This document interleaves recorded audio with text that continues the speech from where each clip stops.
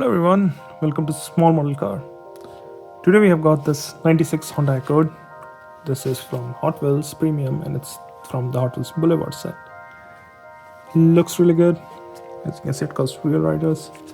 Let's open it up and see what else we can find. So here's the Honda Accord out of its box. Let's start from the front and see what details it's got. So up front you can see it has got detailed headlamp, Honda patch, detailed grille, turn indicator, lower grille, and looks like a body kit on it.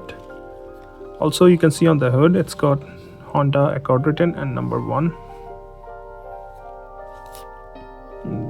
This thing, like, I don't know if it still goes in Japanese market, but there's this small sticker that goes on the windscreen. It says Honda there. You got those small mirrors both the side. That's a good thing. It's a JDM one, so the steering is on the right side. So let's go to the driver's side. So here again you can see it's a heavily modified Honda Accord. You can see the bumper has been cut, the car has been lowered. I really like the wheels, they look good on this one. They look proper, JDM kind of wheels. Well, again on the side you got the turn indicator, you got Accord written, Honda written, and the paint theme kind of carries on from the front to the side. It's a 4-door, but if you look closely, it has got a roll cage in it. So the rear doors are basically not useful anymore. You can only use the front ones. I do like how they did this black, seal around everything and the black paint around the doors, which kind of makes it look more realistic. Same goes for the rear window. Now coming to the back, you can see the spoiler on the trunk, Honda written on this again. The back, nicely detailed tail lamps, and a big Accord on the bumper.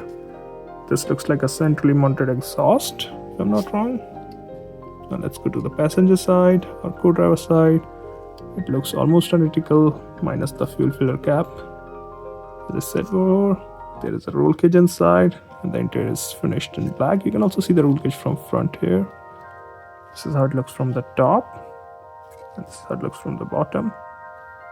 So overall, I think it's a really good looking casting. You don't really see a lot of Accord. You do see a lot of Civic in Hot Wheels, but don't see a lot of Accord. And I'm glad that they did this one. I hope they do more. But yeah, should you get this? Well, I don't think it's a newer casting, so I don't know if you can find it on the specs. But if you find one, yeah, go for it. It's a really good looking casting. Well, those are my thoughts. Thanks for watching. Have a good day.